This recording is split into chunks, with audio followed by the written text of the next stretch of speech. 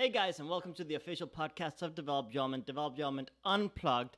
And if you're watching us live, you probably have noticed that today we're in a different location, and it's not for nothing. We are at our other office. That's where my grandfather lives, and the topic of today is specially picked because of a situation that I'm going through personally, and that my family and part of my team is going through, and that is that my grandfather, he's 90 years old, and every day he needs a bit more support, and he's getting a bit weaker, and we're trying to support him the best we can. And this has been an ongoing process for the last couple of years that he has needed more and more help. And a year ago, I went through a very rough period trying to help him, and I canceled a lot of different things in my life to be there for him. And I didn't have a very good support network. I had a bit of a support network, but I actually started building a support network last year, and I started asking for help, and communicating how people could help me. And now, a year later, now going through a similar experience where my grandfather's having a difficult period, it's impressive to look back at how much my support network has expanded. My support network has expanded greatly. The team at Develop Development has grown. We have a lot of full-time staff now. We have people who help my grandfather when I can't be there, who go visit him, bring him food, cook for him, help him clean, And my grandfather's a very stubborn guy. He never really accepted help. We've been trying for many, many years, but we finally found some family friends that kind of make him feel like they're visiting him instead of people who are hired to take care of him, people who he esteems, who he values, who he feels really are more like family or like friends that are coming over, and that has worked very well. I mean, my grandfather has extended his life a bit because of that. But now, a year later, he's going through a tough time.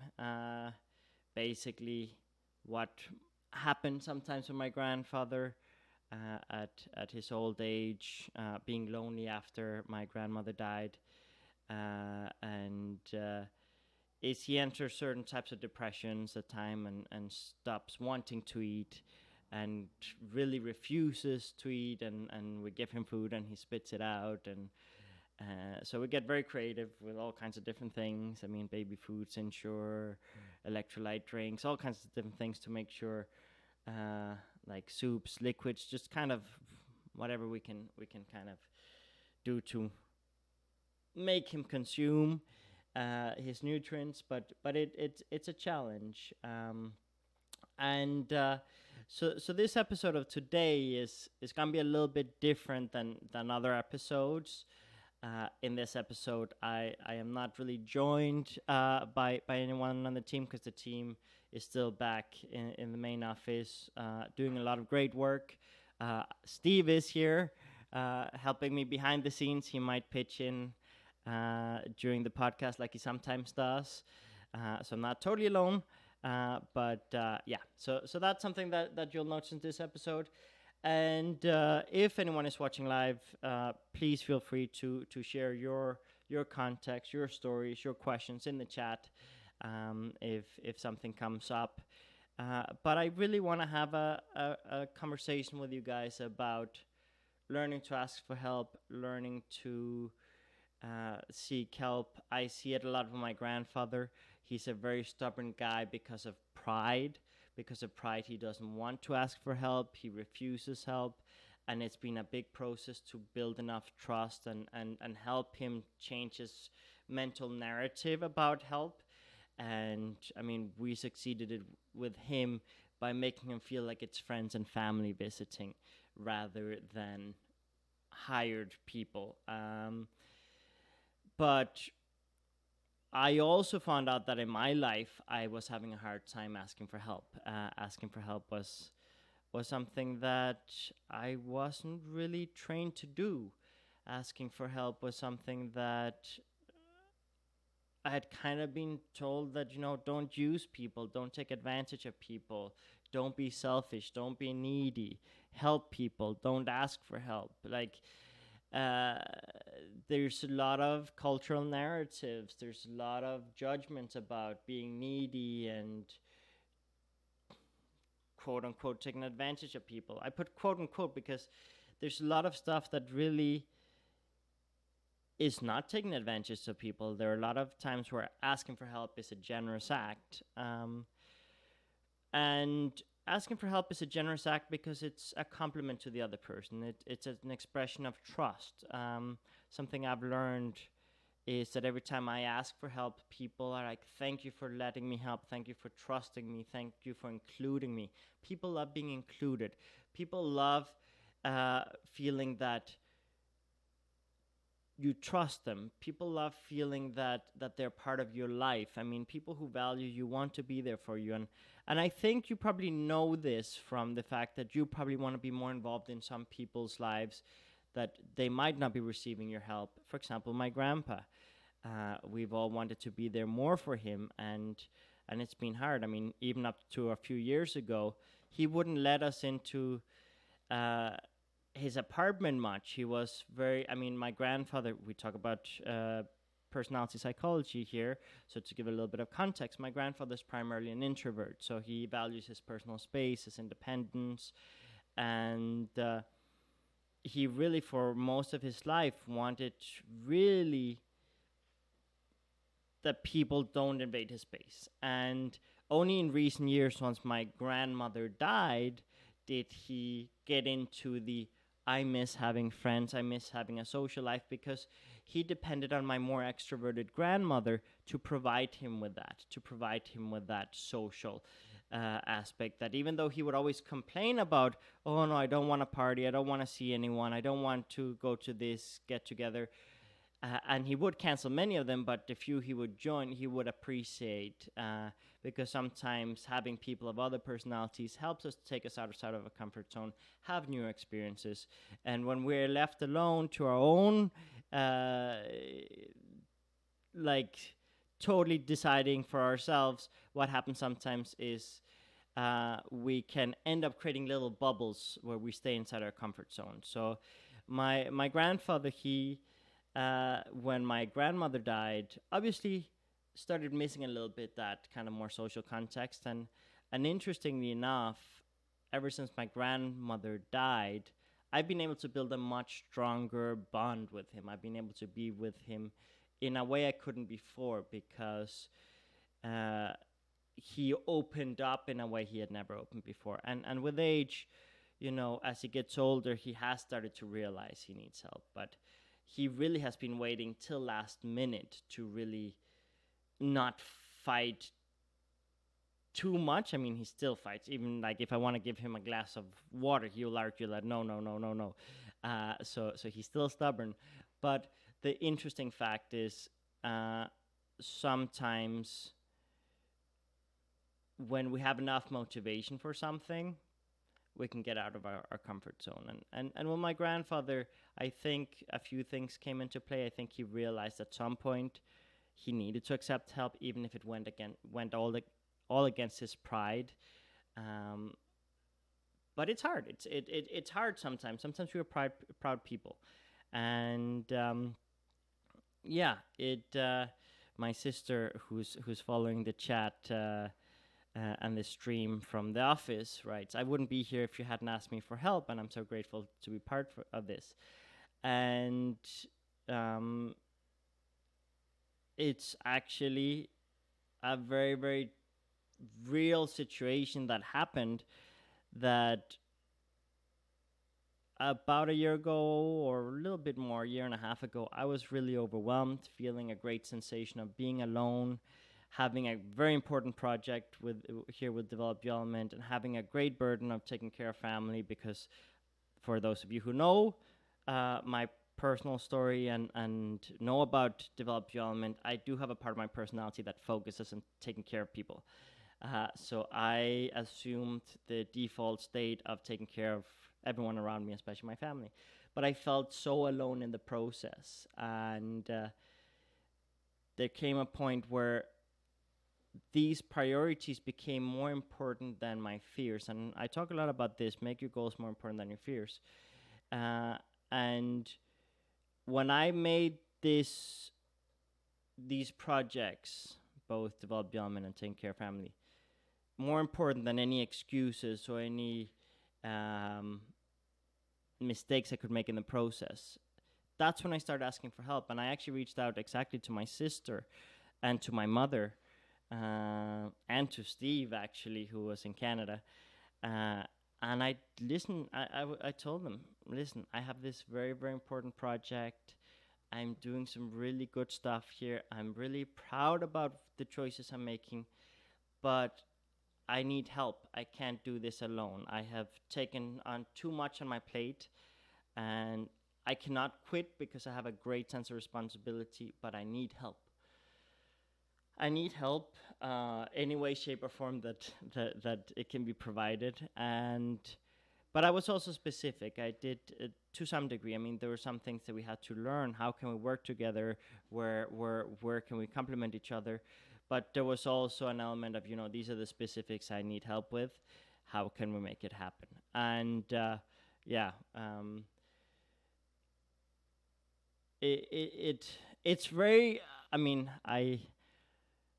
this episode, you may or may not notice that I'm having a harder time.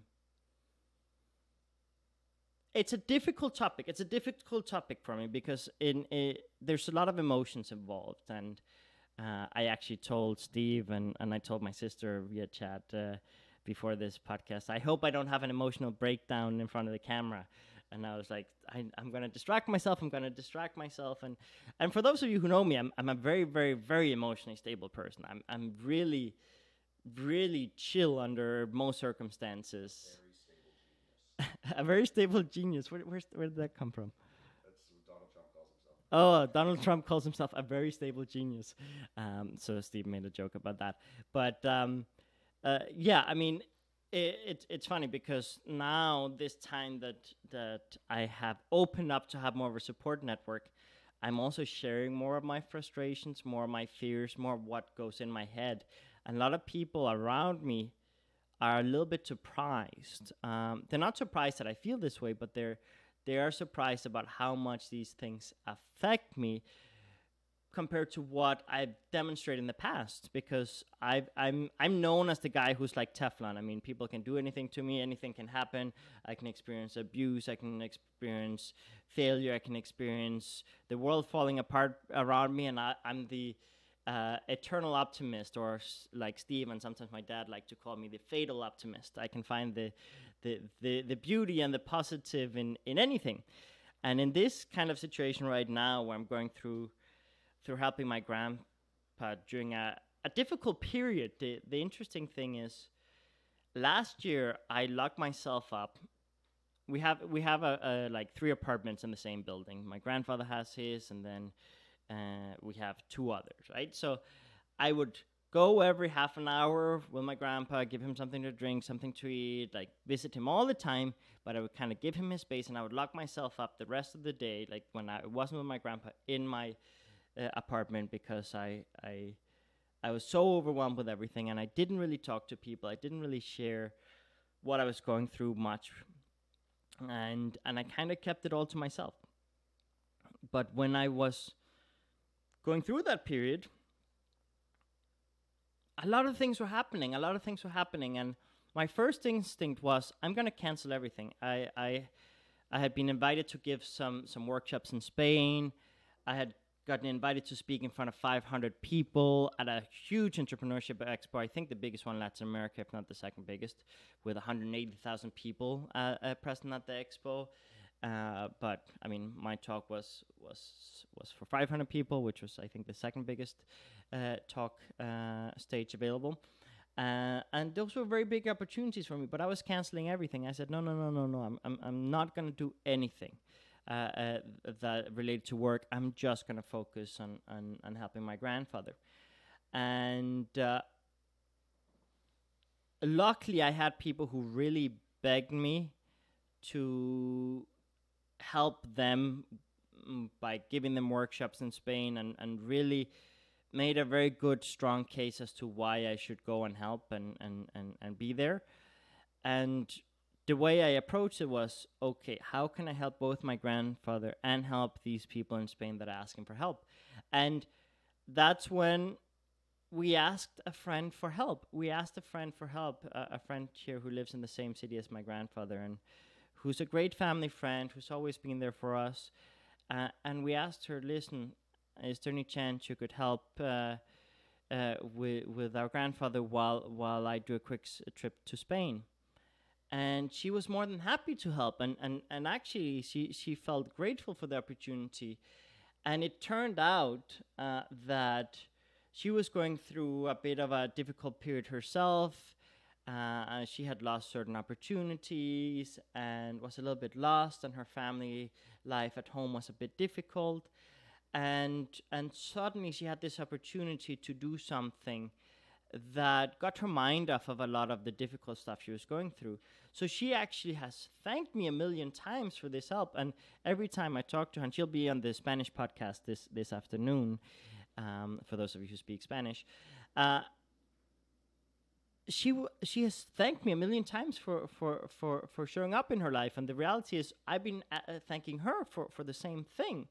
I've been thanking her for the same thing because without her help, I wouldn't have been able to go to Spain. I wouldn't have been able to go do the talk in front of 500 people. I wouldn't have been able to do a lot of the things I've been able to do because she has been able to back me up in moments where I had other responsibilities. And interestingly enough, with Steve as well, about a year ago, he was also in a situation where things were a little bit difficult for him. His daily life was not the best, and I was going through this with my grandfather, and we started talking and about how each of us were doing. And it also became clear that there was a win-win situation that could happen where he could reintegrate. I mean, for those of you who don't know, he was one of my co-founders and business partners in my previous business. And he was part of the inspiration and the development of Developed Element in the early days.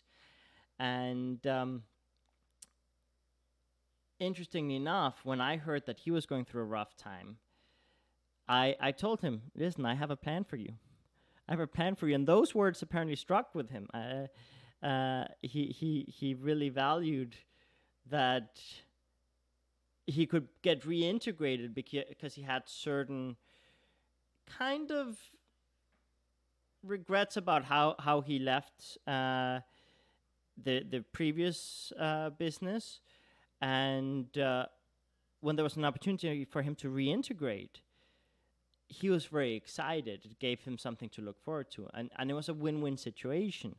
I mean, this podcast wouldn't be possible without Steve. And there were many people around me who really, their lives were at a phase where they were looking for something new, something different. They were looking for some opportunities. And I was in the need of help. And a lot of these people would have been more than happy to join and help earlier. But it was only when I opened up to, listen, I need help, that they could integrate. And yeah, I mean, going back to my sister's comment, it is very true. Had I not asked for help, obviously they wouldn't have been able to help. And now I don't know what I would do. I don't know what I would do without Steve, without my sister, without my mother, without the team, you know, Nata, David, Yesenia, Lina, Alvaro, all these people who are working with this project and with helping with family responsibilities. I don't know what I would do today. I mean, a year ago, I was running on pure adrenaline when my grandfather went through a difficult period. I was running on pure adrenaline and sense of responsibility but an unsustainable one because I wasn't taking care of myself. And now, a year later, we're more conscious of what's really going on.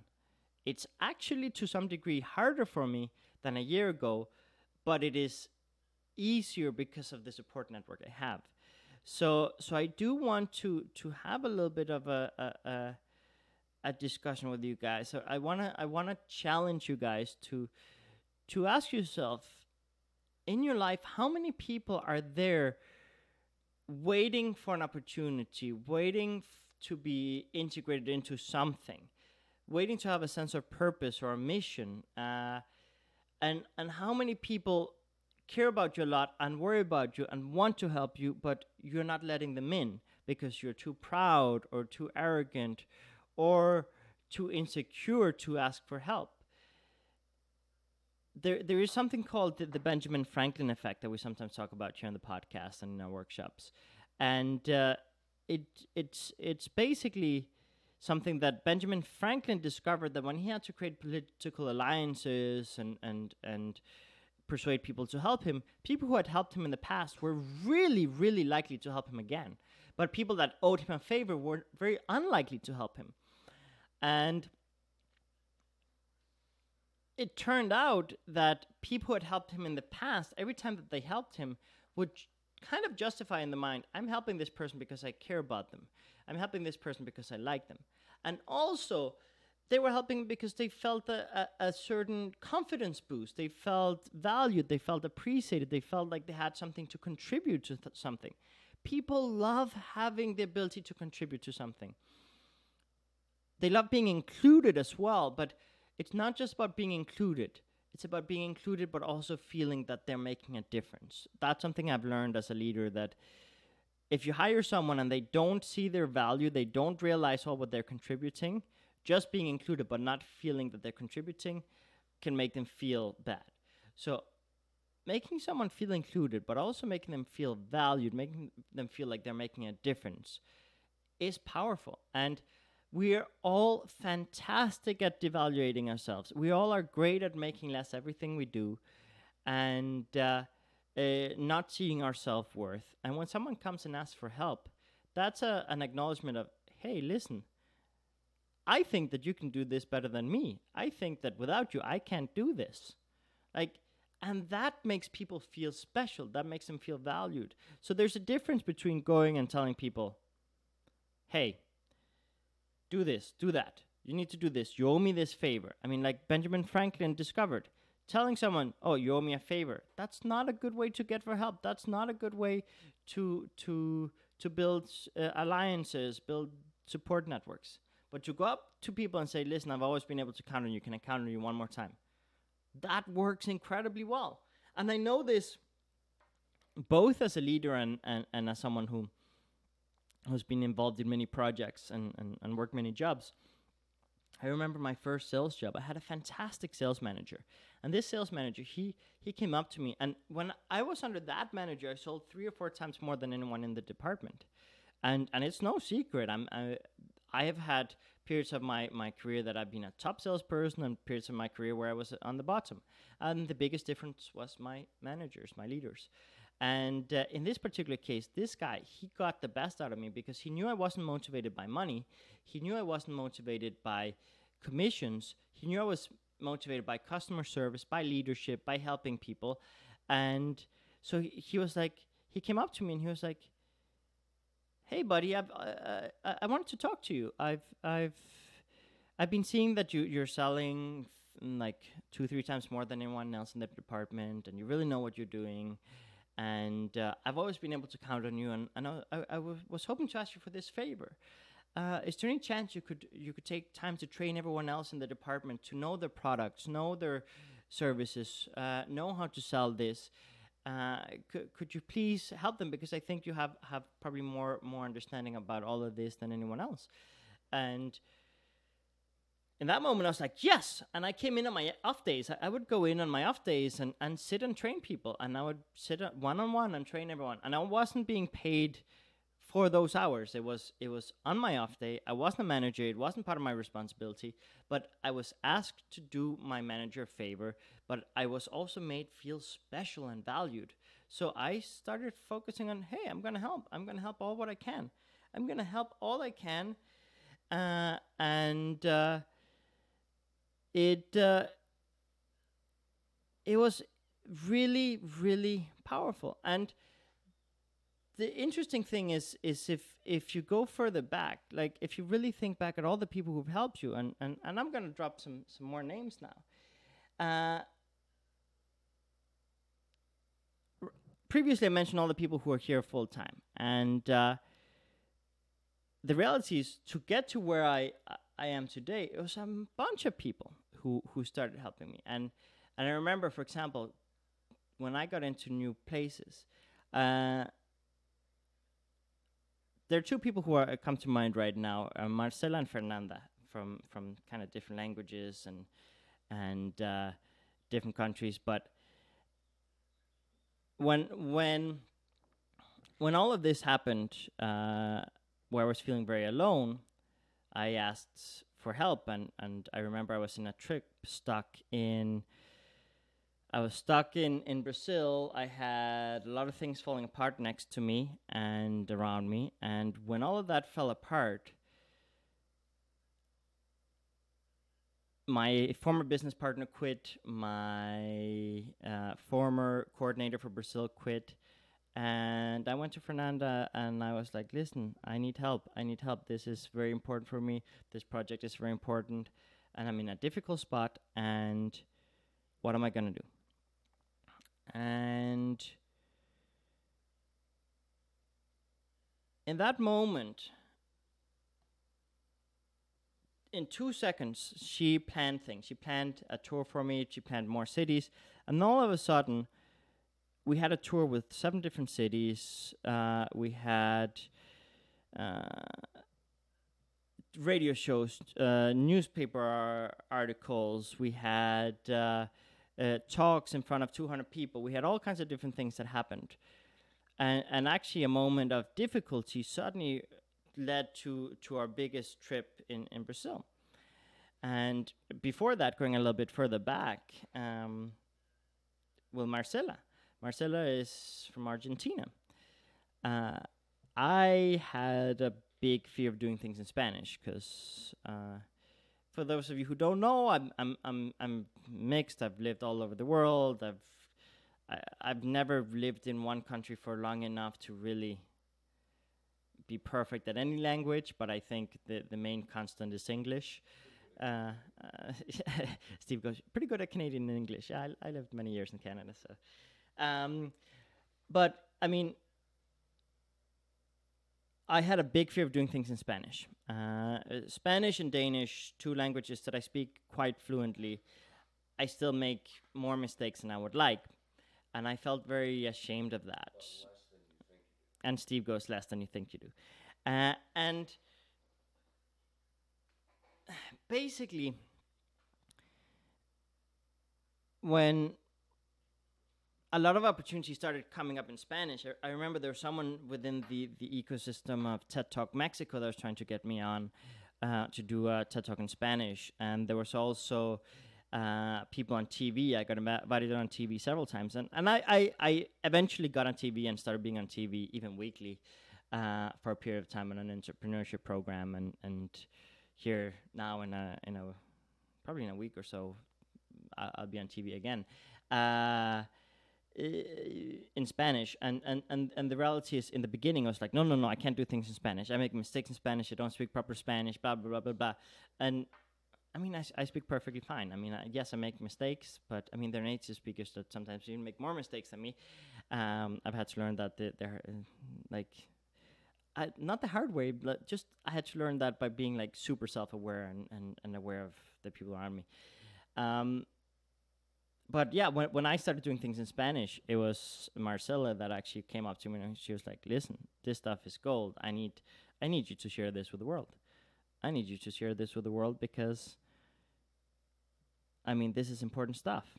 I can help you. I can help you translate. I can translate manuals. I can translate. I can subtitle videos. I can do this. I can do that. But I need you to get started in Spanish." And she discovered me in Brazil doing a live intro. and she asked for stuff in Spanish, and my instinct was no, no, no, no. And I would always escape it and avoid it for a long, long time. And every time she would see I wasn't doing things in Spanish, she'd be like, "Hey, we need more things in Spanish. We need more things in Spanish." And now our YouTube channel in Spanish has more subscribers. Now our podcast in Spanish has more live listeners, and yeah, I mean it's something that every time I've let people in my life to help, things have changed a lot, and I've leveled up, and they've many times leveled up, and it's amazing. It's amazing what can happen when you learn to ask for help. And I mean, there's so many other people. I can go further back, and the people. I mean, there's with name dropping, it's always a problem because there are so many people that come to mind, and I mean, I can name drop so many people in so many different countries that have helped to bring this to so many different amazing people, and I don't want to be in a name dropping spree because I forget people, but Steve goes Kanye West, Prince.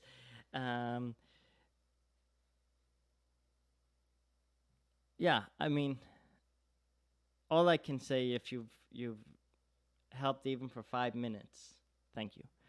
If you've challenged me at any point, thank you. If if if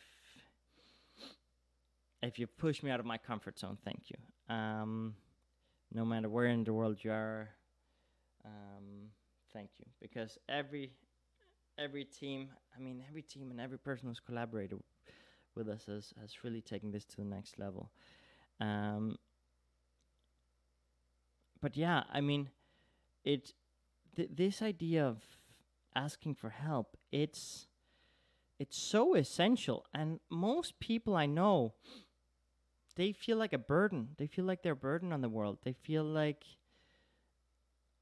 oh, it's their problems, it's their responsibility. And I mean, we all have problems.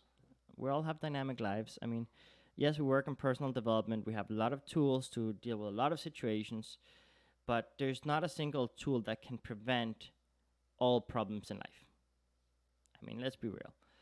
If you're not, and I say this all the time, if you're not experiencing failure, rejection, making mistakes, you're not innovating, you're not stepping out of your comfort zone. So in fact, I hope that you're making mistakes. I hope you're having difficult periods. I hope you get out of them fast, ask for help, develop new skill sets, grow, level up. I hope you do that.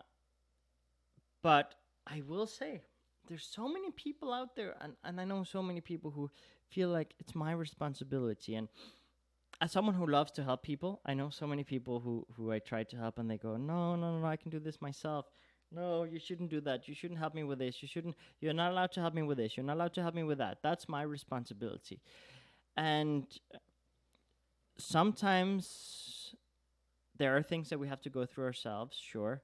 But having a support network, and even if it's just feeling like they're there for you to catch you if you fall, I mean, that's a big thing.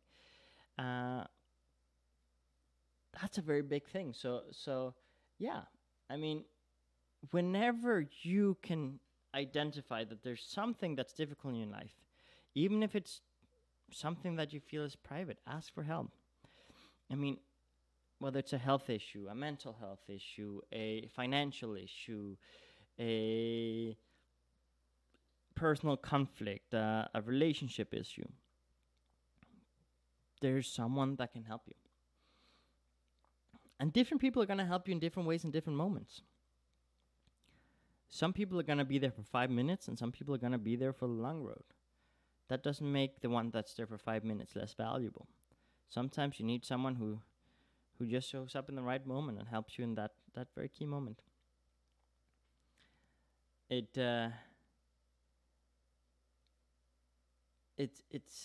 really, I think, I mean, for me, the word that comes to mind, it's frustrating. It's frustrating for me to see all these amazing people be so hard on themselves and let pride and let insecurity stop them from having the support networks they need. And yes, your family might have influenced you to be more private. I know here in Latin America, one of the big culture shocks for me, and this happens all over the world, but in Latin America, it's big. This idea that, the problems, they need to stay in the home. They need to stay in the home. Don't talk about it. Don't share it. I know people who have gone through very, very big mental, mental and health issues that have had to hide it from the world. I know people who have been locked up in their house when they've been sick so that no one sees them sick. I know so many people who have been trained to, if you have a problem, don't share. And that's the worst thing you can do, because then you start feeling like there's something wrong with you. You start feeling like you're a burden to the world. You start feeling that you're being needy, that you're like, that people have to go out of the way because of your situation. And I mean, I'm gonna be honest with you. I think almost every single person in this world, in some moments in their lives, have very complicated problems. Everyone has had some mental issues, some insecurities, some conflicts, some health issues, some breakups, some made some big mistake. I mean, everyone has gone through difficult periods. Everyone has experienced loss. Everyone has gone through periods of mourning. Everyone has had challenging situations. And I think people are more empathetic and more understanding and more willing to help than you realize. And I think our pride and our arrogance sometimes stops us from asking for help. And sometimes we stop ourselves from asking for help, but sometimes we also mistakenly stop the people around us. Sometimes we stop our children. Sometimes we stop our employees. Sometimes we stop our partners for asking for help because we get afraid. We get afraid of the next chapter. And sometimes it's because of fear of judgments. What are people going to say? Sometimes it's fear of, if this person asks for help, what's the next chapter going to be like? I know how this chapter looks. I feel like I'm in control. There's so much unknown in this next chapter. I'm afraid. People are afraid of the unknown. So I've noticed a lot of people, they accept the status quo, even if it's uncomfortable and difficult, because it's all they know. And they are afraid of, this next chapter might end up being worse, when it many times would be better. I've also noticed that in relationships, sometimes people don't want the people around them to get better because they feel that they have, based on their insecurities, can control the person they're with if they're not better. Recently, I was talking to an individual who has gone through a difficult period with some eating disorders and body image and stuff like that. And I told this individual different things about how the body works and how eating works and how actually, if you stop eating, your body goes into starvation mode, so it actually bulks up more and different things. So we started we had a kind of quite thorough conversation about many different things. But at one point, one thing came up where I mentioned that actually gaining weight is a good thing. It's a healthy thing. It's a positive thing. Neither extreme is good. Obviously, underweight or too overweight. But during the conversation, a phrase came up about like, oh yeah, you can put up way more pounds and you'll still look great and you'll still have a lot of value. Like, and this person's instinct was like, a lot of guys want girls to put on weight because then they feel like they're not gonna run away, or they're not gonna have that many opportunities. And I was like, what? People think that way? Like, they do it from I want you to have fewer opportunities, and then I started thinking back, and I started thinking about, yeah, how many people have tried to limit people around me or even limit me. And then I started thinking about relationships I had been in that were abusive, and where girls would tell me, "Oh yeah, no, you're not this, you're not that." Um, I mean, I remember one girl who used to tell me a lot of insults to make me feel like I didn't have other options and make me feel small and insignificant. I've had multiple girls like that. I've had girls that have made me feel emasculated in many different areas of my life. And started reflecting, wow, these people were very, very insecure, and their way of dealing with that was to make me feel more insecure so that I wouldn't go find other opportunities.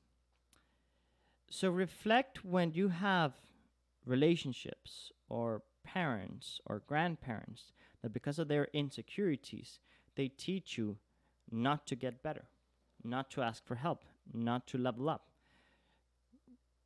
Identify which people in your life are trying to control you and limit you so that you don't grow. Not to judge them, not to criticize them. Here in Develop Your Element, we talk about empathy. We talk about understanding people's individual contexts. And it's not about judging them because they probably were raised that way. They probably have their own traumas. And that's not to justify abuse. Never, ever, ever, ever justify abuse. I share this so that you start having self-respect. So that you start saying, this is not good enough for me. I'm not going to tolerate this. And this is important for me. And that you start taking actions to get to where you really want to be. But it's not about them being bad. Some people are bad, some people are good, sure. But also, depending on your dynamic and depending on the severity of the situation, if it's a mild case, ask yourself, how can you make them feel more confident about themselves? Because I know people who do these sort of things without even thinking about it, without bad intentions. They just do it out of pure instinct. And with no malicious intent. And that doesn't make a person bad. It makes them human. We've all made mistakes out of insecurities. We've all done things in relationships that we regret. And hopefully over time we learn and grow from it. I mean, let's talk about bullying for just a second to add context to this conversation. How many of you have been bullied and then had a period where you bullied people? Steve raised his hand. I remember when I was little, I got bullied a lot, and I was never really a bully because I've always kind of been a pacifist. But I remember there was one point where I was getting bullied so much that I was getting more, for my standard, for Yannick's standards. I mean, understand that I'm really pacifistic, I'm really chill, but for my standards, I started acting differently. I started acting colder towards people. And I started being a little rougher towards people. And I remember there was one point where I became a bit rude to one of my friends. And he turned around and he looked at me and he was like, "What happened to you? You never used to be like this." I was like, and that hit me. It hit me hard. And I was like, whoa, you're right. And I apologized and I changed my actions right away. I didn't get defensive. I realized, you know what? I am changing my way of being. And I am not being as kind as I was before. So I was like, okay, this is something I have to work on. So yeah, this is not about judging people. This is not about being like, oh, you're bad because you tried to control me. Some people, they don't know anything else. But what I will say is, don't let anyone ever hold you back from leveling up. Don't let anyone ever stop you from asking for help when you know you need help. And we have some comments. I'm going to translate one because one of them is in Spanish. Nata, one of the guys in the team, he goes, "Cuando me pediste ayuda," well, I should translate it live. When you asked me for help, I was able to have more self-worth because you trusted me. And that helped me unlock a lot of abilities that I didn't know I had. And yeah, I mean, if I look at everyone on the team, Most of the things they do today, they didn't do. They didn't know they could do. Uh, it was you know what? I need help with this. Let's figure out who can do it. And it was like just training and trying and trial and error. And suddenly people realize they have more capacities than they realize, and it helps them makes them feel good. But yeah, I mean,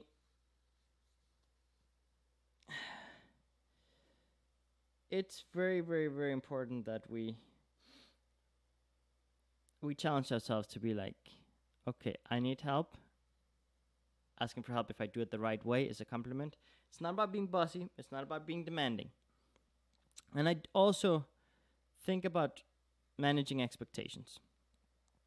Like, there's another comment. Asking for help is amazing when you include them, but be aware not to expect them to fix your mess or dump your life and problems on them.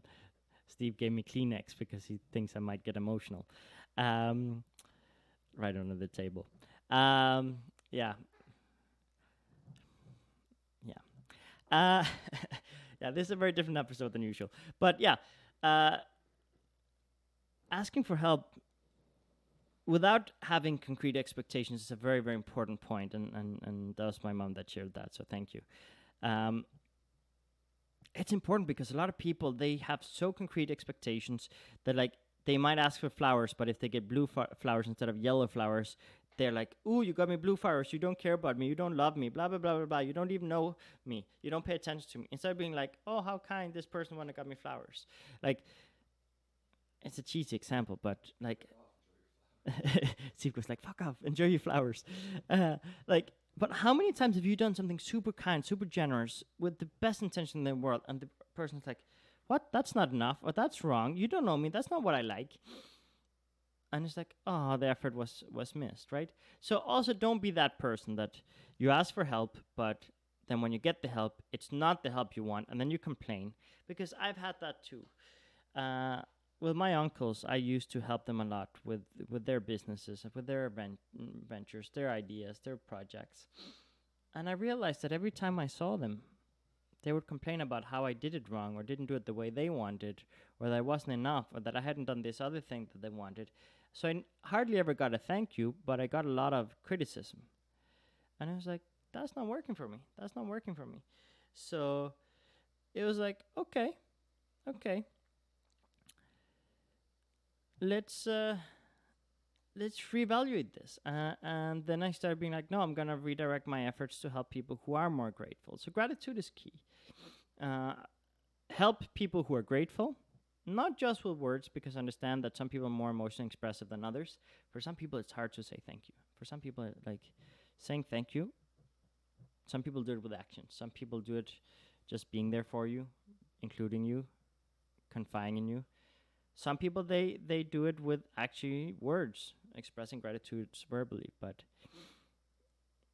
I think most people have a hard time really expressing their gratitude because it's they have to be vulnerable. I mean, I love expressing gratitude. I think I'm pretty good at it, but there are times where I have my challenges with it because I can get emotional when I want to express gratitude. And in this episode, for example, it's like if I start too much with that, I will get emotional. Like in the beginning of this episode, I was being very emotional about it, and yeah, ask for help, but be open to receive whatever it is that they are able to give you, whether it's 5 minutes of their time or hours of their time, whether it's they have many resources, few resources, lots of experience, little experience, whether they mess up completely or whether they solve your problems. Just the feeling of being supported should be enough. Because many times you're the one who's going to fix your shit. Many times you're going to be the one who fixes your shit, but when you feel like it's you against the world, it's hard to face it. But when you feel like you have a support network, all of a sudden it's like, yeah, I can face the world. I can do this. I can do this. No one is going to stop me. And I'm going to say, like, for example, here, being here right now, having Steve, having Yesenia, having the team back in the city doing like all the day-to-day work and knowing that things are advancing. it gives me extra strength to do the things that I know I have to do. And really, a lot of the things that I'm doing right now are not that different from what I was doing a year ago. But I feel like I have a support network. If I fall, if I make a mistake, if something gets worse, I have people. And that gives me the strength to push through during difficult periods. So don't expect people to fix your problems, but do include them. And sometimes just talking about it. I remember, for example, 2 nights ago, Steve cooked dinner, or we cooked dinner because Steve did phase 1, I did phase 2. Steve started it. I fixed it. Yeah, Steve and I have this dynamic of he breaks things, I fix it. It's a kind of running joke. For context, I'm not criticizing him. But yeah, so we had dinner, and Yesenia was there, and I was there expressing my gratitude for all her support with my grandfather and sharing, how I couldn't do what I do without her. And then she left, she had to go, and then I stayed with Steve, and we were 2, 3 hours, 4 hours? We were there all evening, and I was, Steve goes, I finished the beer. We were there all evening, and I was just talking, and sharing everything that was going on in my mind, everything that was stressing me, everything that was worrying me. Because obviously, as the leader of this project, this company, I am the one who always has to act cool. Like everything is under control, and even when things are falling apart, it's like, I've got this.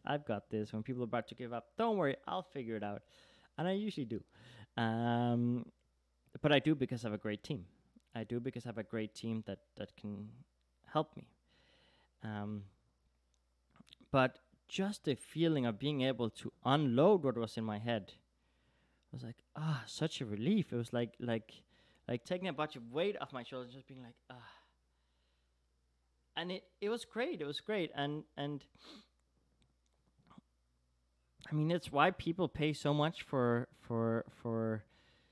therapists. I mean, there are a lot of therapists that do a lot of valuable work. There are different types of therapies, let's face it. There's, psychology, psychiatry, alternative stuff, holistic stuff, spiritual stuff. There's all kinds of different therapies. So, but I think one of the common denominators is you get to share your context. You get to have people listen to you who hopefully are not judging you, but are trying to be there for you. I mean, in some types of therapy and coaching and things like that, they don't even share an opinion. They just are there to listen. And some types, they're there to prescribe things to you, and some they're there to offer you services. And I mean, the common denominator in all of them is sharing your context, sharing what you're going through, and having someone listen. But having someone listen without judgment. And actually here, a couple of days ago, Alvaro wrote to me.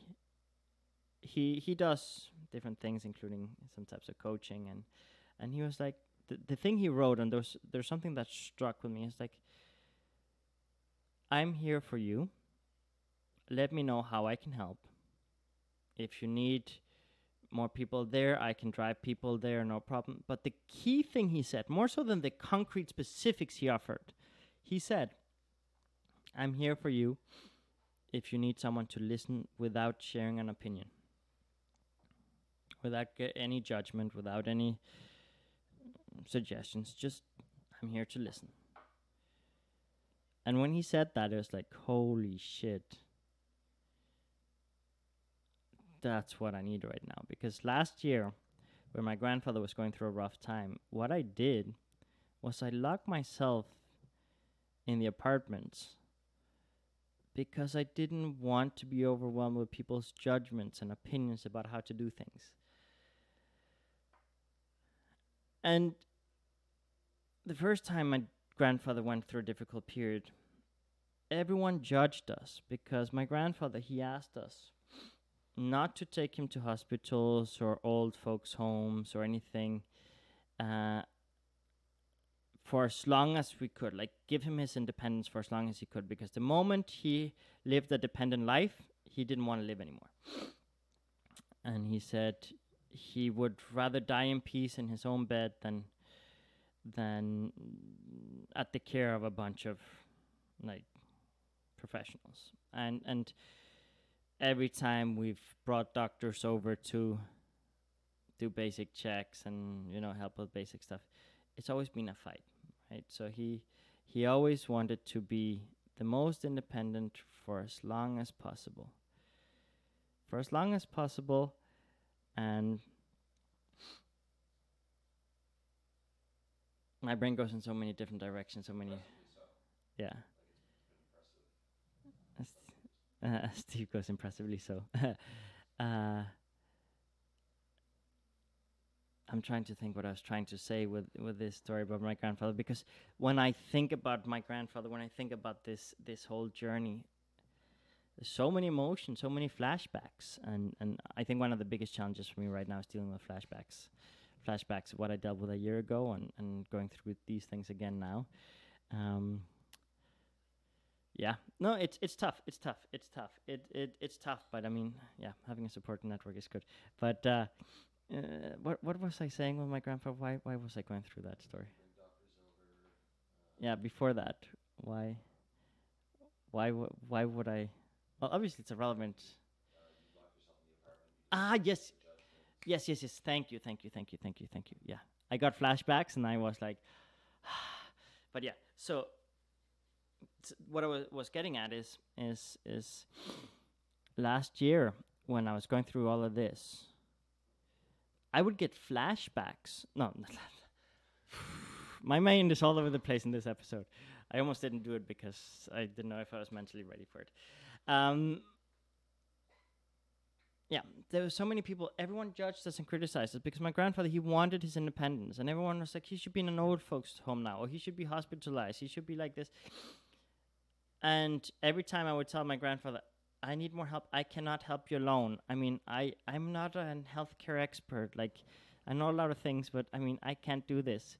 And he was like, no, doctors know this, because we took him to a hospital last year. And he was like, they just charged a fortune and they didn't do anything. And they really were terrible. And like, every time we've taken him to any hospital, he has always fought against the doctors and nurses and been very grumpy and intolerable in those environments. And the reality is, he really doesn't have, like, he's good enough to not, like, he doesn't need medicines right now. Like, right now the problem is his eating habits and his depression and his mind more so than anything.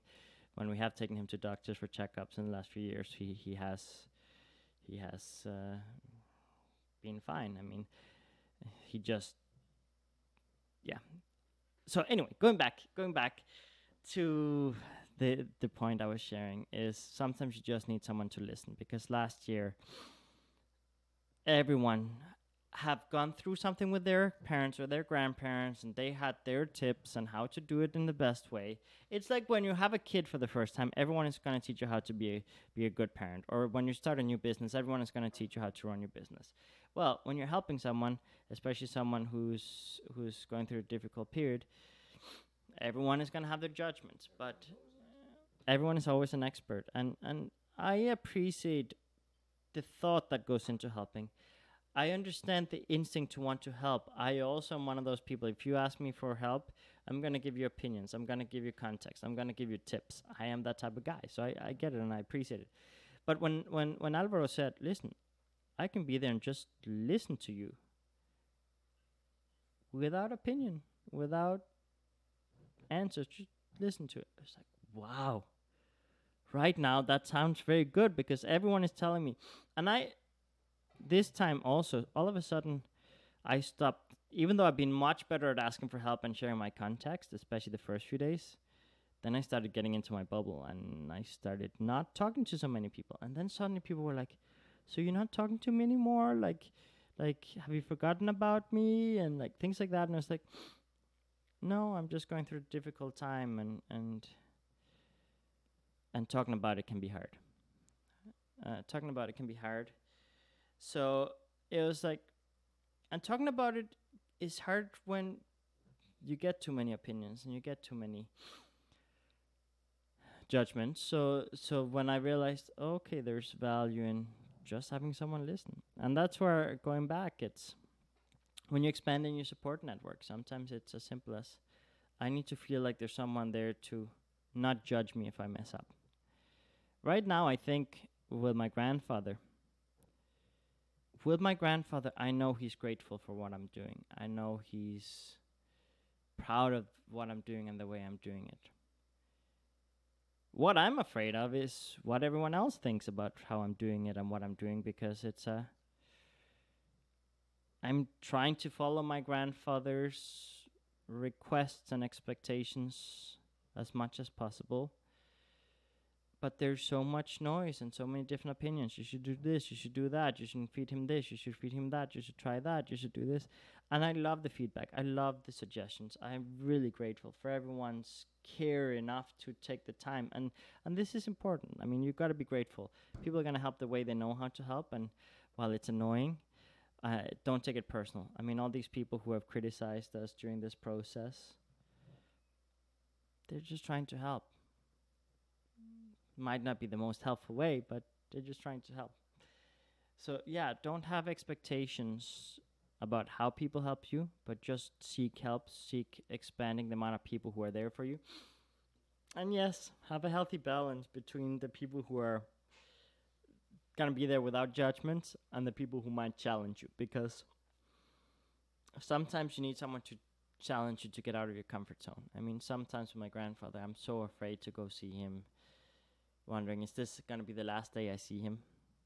How am I gonna find him when I go up to his apartment and check on him? And I mean, he's usually okay, but my brain obviously goes to worst case scenario, and sometimes I'm like, I don't want to go up there, I'm afraid, blah blah blah, and I need someone to push me and be like, you can do this.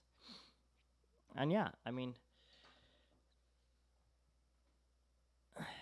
sometimes that's all you need. Sometimes you just need someone to give you the confidence to face things. And yes, sometimes you don't have the skill set, the knowledge, and then you need someone else. Sometimes you need to bring in the professionals. Sometimes you need to bring in the people who have dealt with this before.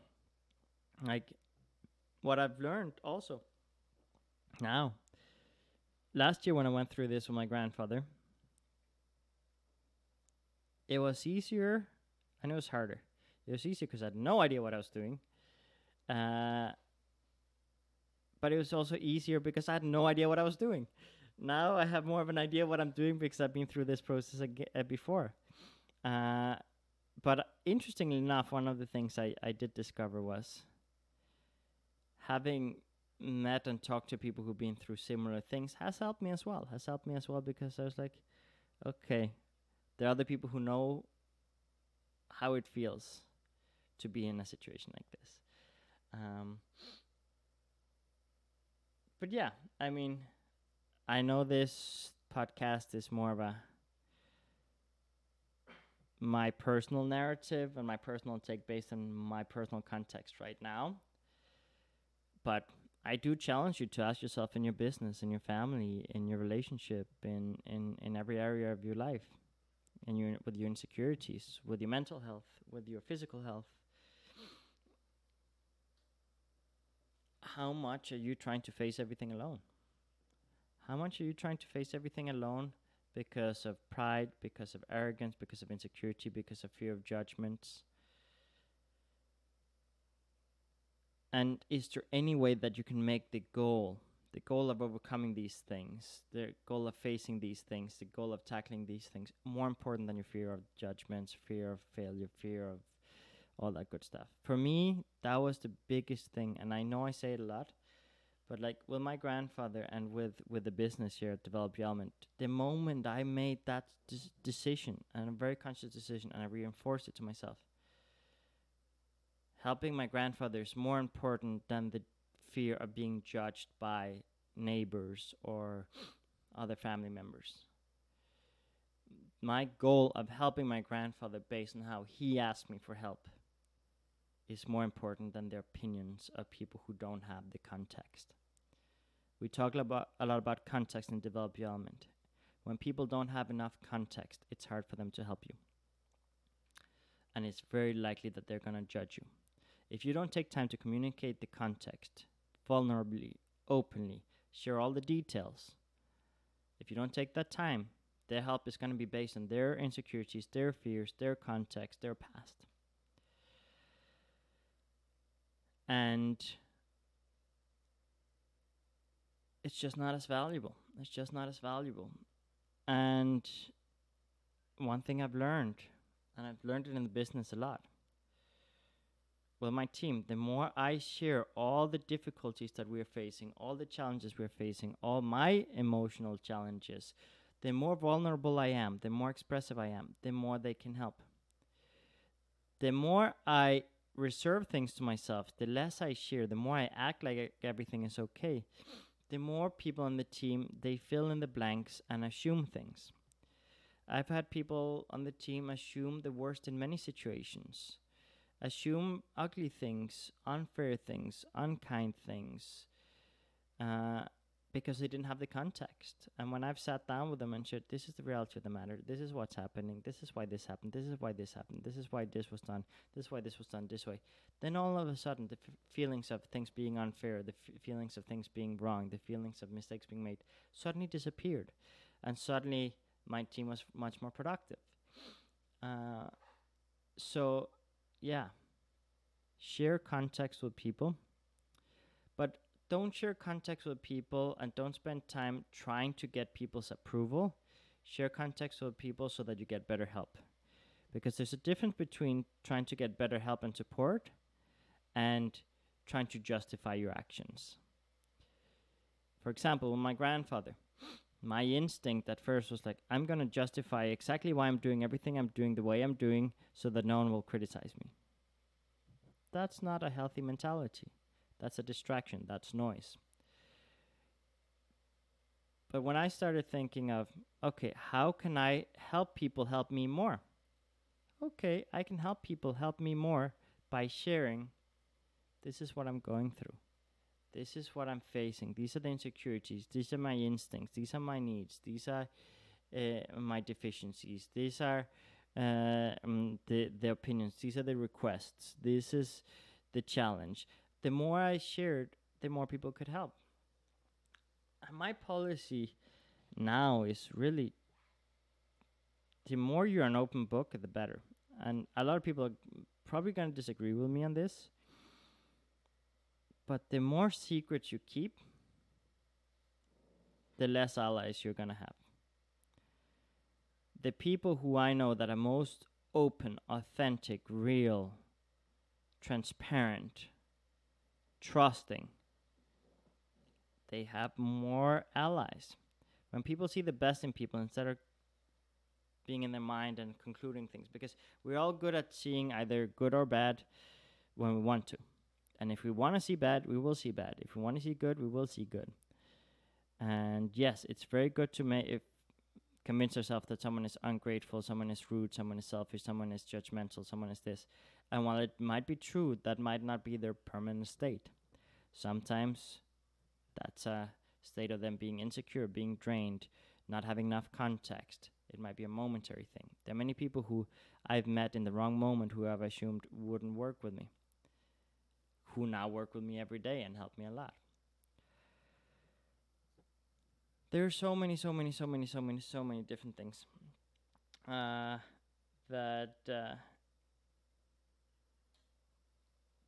you really need to reevaluate in your life when it comes to support networks, because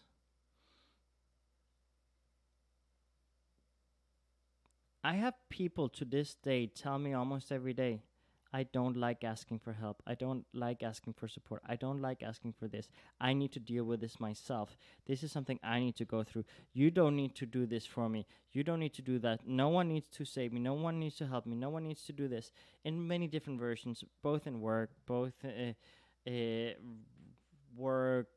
family, friends, romantic, like in different areas. I've seen it in many different ways manifest itself, that feeling of I need to face this alone. Newsflash for you, you don't. There's rarely something you truly need to face alone. There are certain specifics, certain details that only you can do. Yes, there's certain logistics that only you can do physically or mentally, like certain steps that you have to take and that you cannot offload. Sure, you can't offload everything, but you can now offload a lot of noise, and you can strengthen yourself and build your strength with the help of others. So yeah, share context, be vulnerable, be transparent. Don't give so much power for the fear of judgments, because understand you're going to be judged way more if they're filling in blanks. I think this number is not scientific, but like, it sounds nice. I think 90% of people, their judgments come from not having enough context. Every time I've seen someone criticize another person, it's because they don't understand the other person. They don't understand why the person did what they did or why they're doing what they do. Because they would have done it differently. Because they don't have the context. They don't know why and what led that person to do it. So, I mean, context is key. And we're going to have a whole episode on context, because context is some valuable stuff. I mean, I think it's one of those things that the more we are willing to share our context, the more confident we are to share that, the better our support network gets. And the more we are willing to understand other people's context, the easier it is for us to integrate them into our lives. The easier it is to help them too. And there's a question here. How do we get that pride of not asking for help? How do we learn it? I mean, there's so many things. If your family it has that keeping up with the Joneses mentality of, oh, our neighbors look like this. They drive this car. They have everything going for them. Their kids, they go to Harvard. They do this, like, and then it's like, our life has all these problems. I don't want them to see that we have all these problems. Let me act like I don't have problems. That's a huge thing. And in Latin America also, I mean, culturally, it's like there's a lot of sayings of, keep the problems in the home.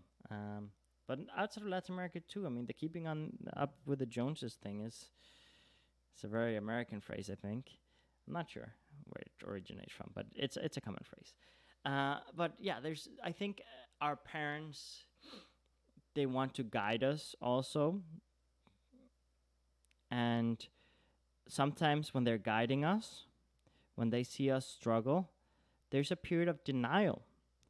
I think one of the steps in terms of dealing with a difficult situation is, one of the instincts is denying it at first. And when we deny a situation, we don't face the situation. So how many times have you had a problem and you've gone to your parents and they've made less of the problem because they feel overwhelmed? And it's not that they don't care, it's they're scared. So it's easier for them to tell themselves, no, that's not true. I remember many times that different family members have shared things with me. I remember on a few occasions my sister coming up to me and sharing things that she was going through that led me to fear, what does this mean for her? How can I help her? And it's like, I have no knowledge or context or information to help her through this period. So my instinct has sometimes been like diminishing it in my mind. And then with time, I've been able to help more. With time, I've been able to educate myself in many different things. With time, I've been able to be a better supporter. But many times that something new presents itself, the first instinct is, holy shit, this isn't real. This isn't happening. I don't know how to deal with this situation. And especially when you're dealing with things that are so out of your context, that happens. And I think a lot of parents, when their kids go through something difficult, their instinct is, okay, like, we'll protect you, we'll help you, but in the home, like keep it here while we figure out how to navigate it. And many times parents are just buying time to educate themselves, buying time to gain the confidence to face things. I I've recently been talking with someone who has gone through some kind of eating disorders and things like that, and who has shared that when she was going through relapses and difficult periods, her family would just lock her up, and they were like, "You're not going outside because no one can see you," because they were so afraid of the judgments. Um, and I've heard those stories by so many people in different areas. No, no, don't tell anyone. That keep it here. And keeping secrets is something that people get trained to do. And my grandparents, my grandmother was the expert of that. When there was ever a problem in our home, her instinct was like, no one can find out. No one can find out. Let's hide that from the world. Let's act to the outside world like everything is awesome. And there have been very difficult situations we've been in with family conflicts and things like that. But the outside world could not see. We're not allowed in. And I think, obviously, in developed development, we talk about everyone has their own situation, their own context. So obviously, this example doesn't apply for everyone. But I do think that a lot, our teachers, our mentors, our parents, our friends, they're often not educated and not ready to help in the moment. So sometimes their instinct is to deny the situation. Don't judge them for that, and don't learn to deny the reality of something and postpone dealing with something. Just because of people around you being insecure, understand that within your support network that will happen sometimes. That doesn't make their support any less valuable, in the sense that if you change your mental narrative, it's like, okay, this person can't help me with the specifics. This person, yes, the help is maybe not super valuable. But if you make the mistake of telling yourself this person doesn't care, that's the worst thing you can do. I know so many people who feel like the people around them don't care. And when I've learned their context, it's not that they don't care. It's that their people around them just don't know how to deal with this situation. I mean, if you get shut down with a situation and you have the full context, imagine someone who doesn't have the full context. It's very likely that they'll get shut down too. So that pride sometimes is, yes, we want to control our image because we want people to respect us. We want people to celebrate us. We want people to think we are amazing. We want people to think we're perfect. And we want to do the keeping up with the Joneses effect. But sometimes it's also learned because denial kicks in because we have no idea what's going on. So it's easier to just be like, let's not share this with the world until we know how to get a grasp on it. And it's not bad to take and evaluate a period to evaluate, educate yourself, figure out what really is wrong. Because I also know people who very prematurely start sharing their problems without having taken the time to understand the problems properly, and then they get bad help because they share the wrong thing. I mean, have you ever gone to the doctor and shared only 10% of what you're experiencing? So they only tackle that 10%, but it turns out that 10% was a result of something else. Like, I've gone to the doctor and sometimes been prescribed the wrong stuff because I only shared with them enough for them to give me the wrong stuff.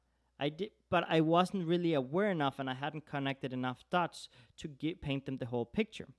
So if you take the time to paint them the whole picture, it's great. So sometimes, yes, you can hold back the information temporarily where, like, okay, let me understand the situation. What are the variables? What are the factors? How can I share this with the world? Or how can I ask for help? Okay, so let's figure it out. But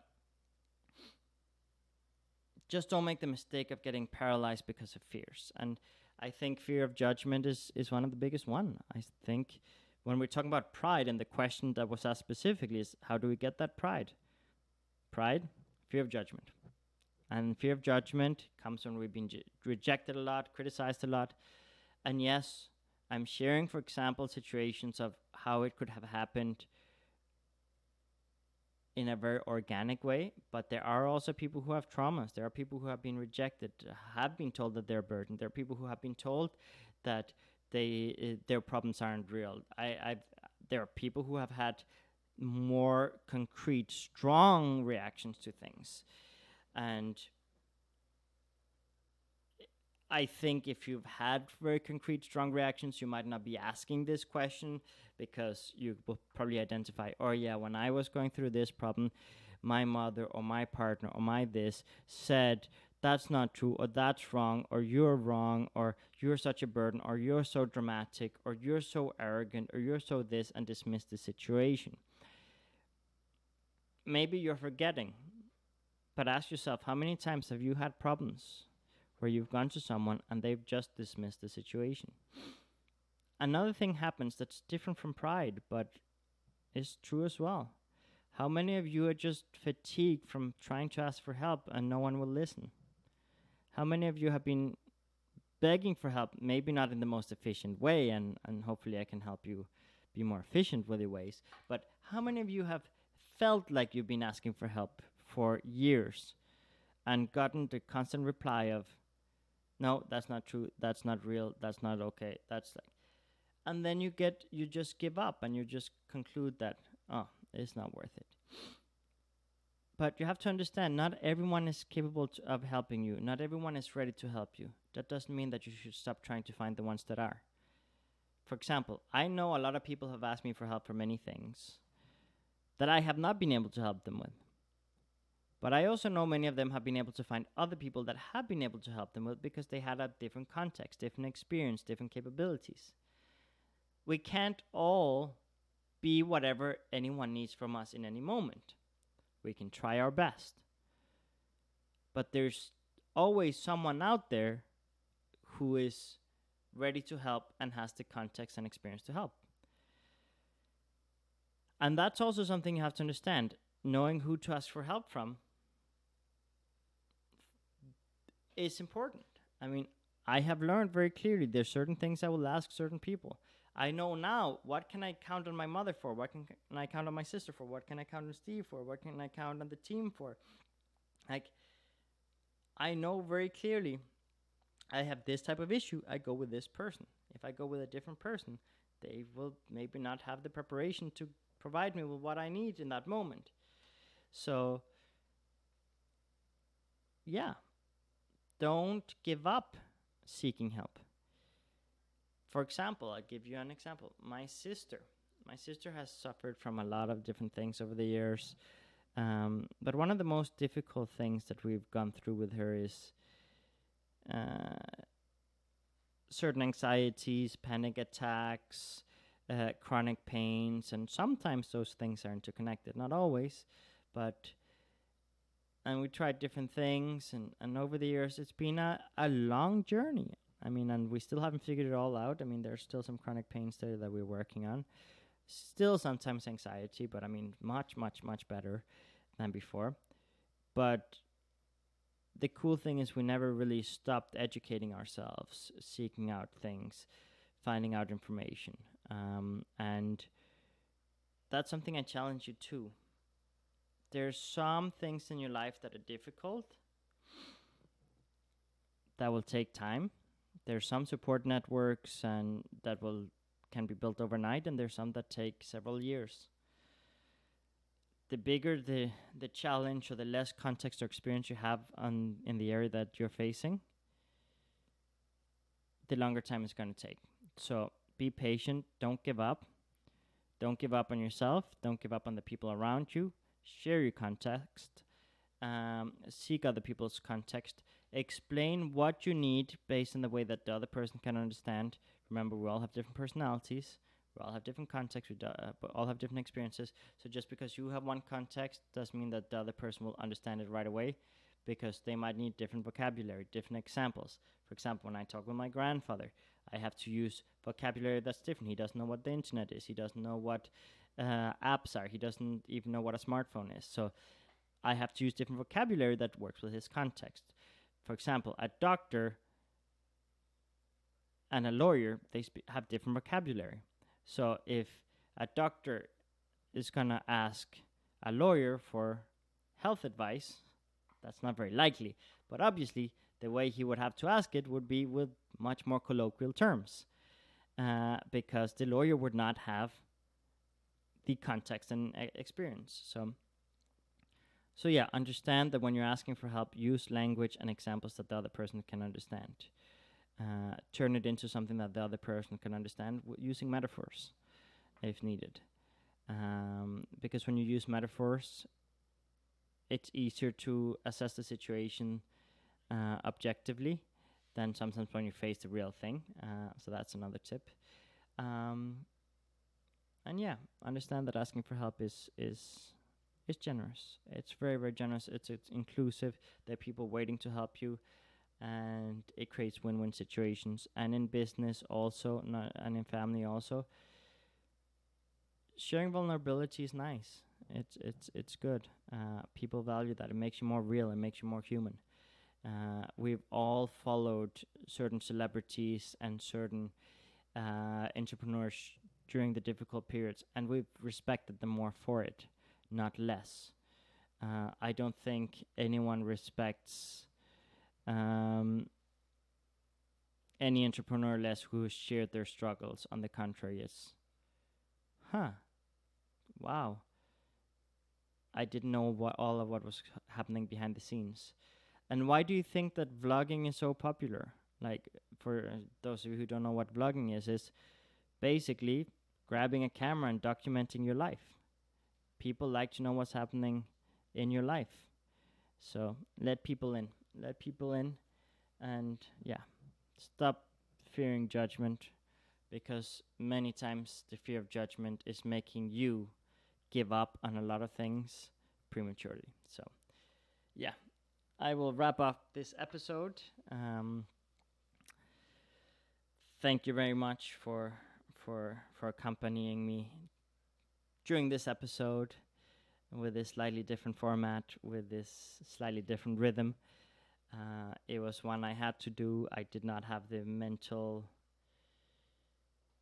peace right now to do any other topic. I had to do something related to what I was going through right now. And I felt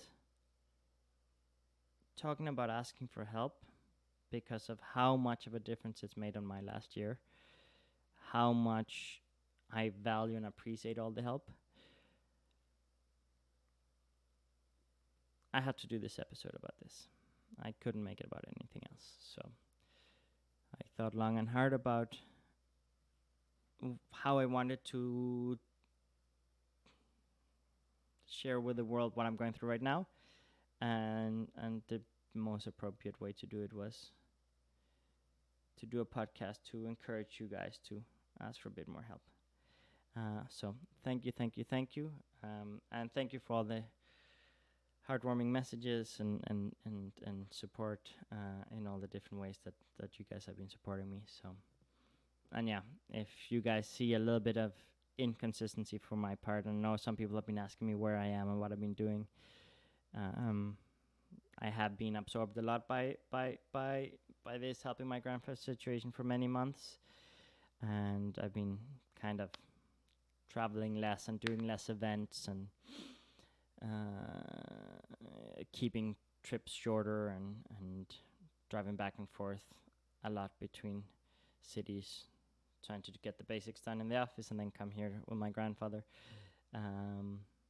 for as much as possible. But know that because of the great support network we have, a lot of things advancing in the company right now at an accelerated rate, because going through this has helped me ask for help, has helped me delegate, has helped me admit when I can't do it all. So yeah, thank you. And for those of you who speak Spanish, here in half an hour we're gonna have the episode in Spanish in the Spanish channel, and it might be interesting for you to join that one, because Yesenia should be joining that one, and she's been here helping with my grandfather and has liberated me from some of the responsibilities at times. So we'll get a little bit different side of the story there. So yeah. So thank you, and hopefully, depending on how things look here, with my whole situation and Grandpa's situation, hopefully, I'll be back. Hopefully, I'll be back next week, same time, same place, and or maybe different place. Let's see. And yeah, and I think next week I'm gonna aim for the topic of context because it's a very very important topic. But I do want more people on that one, so we'll have to organize ourselves to get more people on that one because when we're talking context, we need different contexts. So yeah, see you next week, and thank you for everything. Have a good one.